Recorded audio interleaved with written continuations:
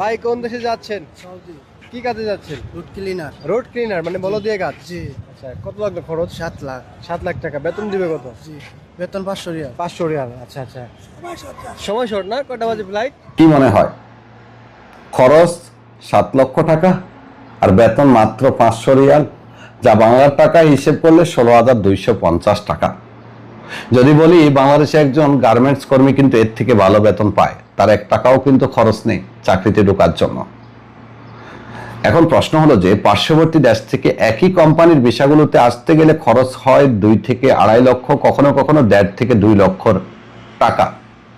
শ্রীলঙ্কা থেকে, ইন্ডিয়া থেকে, নেপাল থেকে যারা আসে তাদের স্যালারিও কিন্তু বাংলাদেশিদের থেকে বেশি হয়, অন্তত 100-200 রিয়াল বেশি হয়।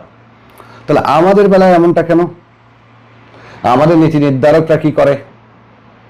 যে কোম্পানিগুলো ভিসা পাঠিয়েছে তারা কিন্তু 7 লক্ষ টাকা এই ভিসাগুলো বিক্রি করেনি। হয়তো ভিসার খরচটা তারা নিয়েছে, কিন্তু মধ্যস্থতায় যারা আছে তারাই বাকি টাকাটা তাদের পকেটে নিয়েছে। এখন প্রশ্ন দাঁড়াচ্ছে যে এটাকে আসলে ঠেকানো সম্ভব ছিল না?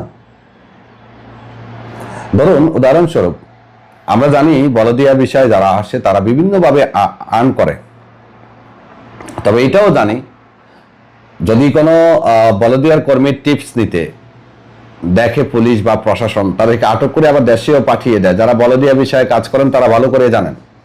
আবার বলদিয়া বিষয়ে আসছি যে সবাই আবার কারি কারি টাকা কামাই করতে পারে, বিষয়টা কিন্তু এমন নয়। অনেক অনেক বলদিয়া কর্মীদের কাজের স্থান এমন এমন জায়গাতে হয় যেখানে মানুষ থাকে না, জনমানবহীন। ধরুন হাইওয়েতে ডিউটি পড়েছে কিংবা মরুভূমির কোনো সাইডে যদি ডিউটি পড়ে, তাহলে সে 1 টাকা যে টিপস পাবে তারও কোনো সুযোগ নেই। আশেপাশে এমন কোনো জিনিসপত্র থাকবে না যেগুলো করিয়ে বিক্রি করে 2 টাকায় আর্ন করবে, এমন সুযোগও থাকবে না। তো এই বাইরের ক্ষেত্রে যদি এমনটা হয়, শুধু বেতনটাই বাঁচবে।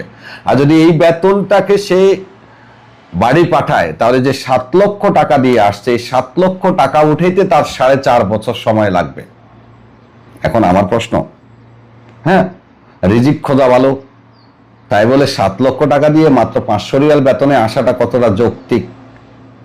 7 লক্ষ টাকা কারা খাচ্ছে, কোথায় যাচ্ছে? নীতি নির্ধারকদের এখনই আমার মনে হয় খোঁজ নেওয়া উচিত। বিশেষ করে নতুন সরকারের এই জায়গাটাতে নজর দেওয়া উচিত যে সৌদি আরবের ভিসা কেন লাগামহীন, কি কারণে লাগামহীন হচ্ছে, এই জিনিসটা এখন মনে হয় নতুন সরকার দেখা উচিত। নাহলে বিশাল এই শ্রমবাজারটা একটা সময় ভেঙে যাবে, আমাদের হাতছাড়া হয়ে যাবে।